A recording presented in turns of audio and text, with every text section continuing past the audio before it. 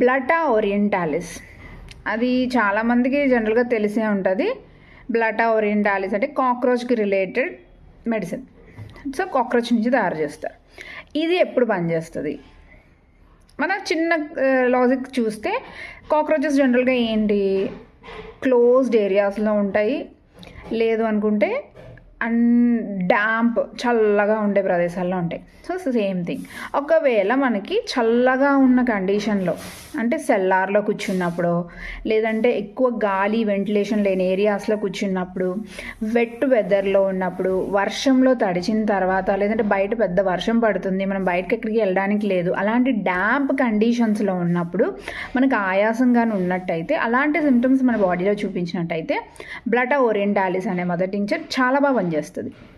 Pothos అని ఒక mother tincture ఉంటుంది.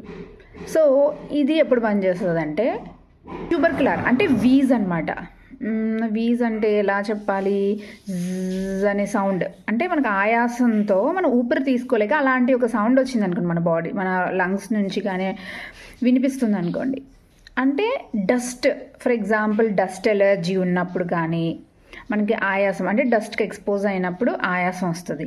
లేదు అంటే మనం పువ్వులు ఎక్కువ విచ్చుకుని ఉన్నాక పాలెన్ ఇది ఉంటుంది కదా, దానికి మనం ఎక్స్పోజ్ అయినా కూడా డస్ట్, అలాంటి ఒక డస్ట్కి ఎక్స్పోజ్ అయినప్పుడు కూడా మనకి చాలా ఆయాసం వస్తుంది.